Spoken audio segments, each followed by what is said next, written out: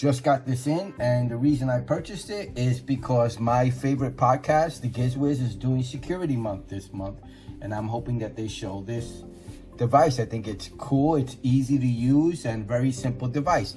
So let's just unbox it.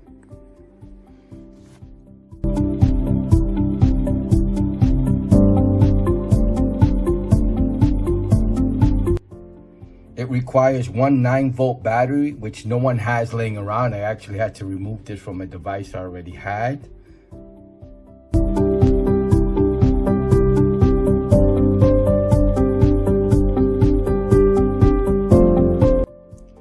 It has a non-slip rubber bottom, so let's test it out. If you haven't figured out what this is the door stop alarm. You have 3 settings: low, medium, and high sensitivity, on and off. So let's say Dick and Chad are at some convention and they're in their hotel room and there are fans banging at the door, so they need to make sure that they don't get through the door, or if they actually get through the door, that they are warned so that they can sneak out the back way. So you place this near the door, not too close to the door. You turn it on, and now cover your ears because it's going to be loud. The fans open the door.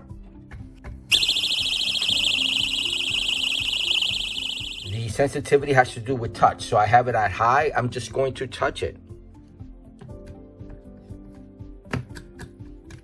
Hold on. I just set this. Oh, I'm sorry, I have it at off. If the sensitivity is set to low, you can actually just touch the device without it going off, as you can see.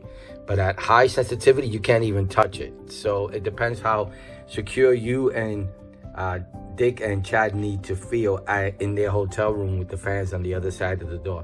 So again, for Security Month, I think this is a great gadget. You can shove it in your pocket, in your suitcase, in your bag, and keep it at a, let's say you're away and you're concerned about anybody getting through the door. This will alarm you and your family. It is loud.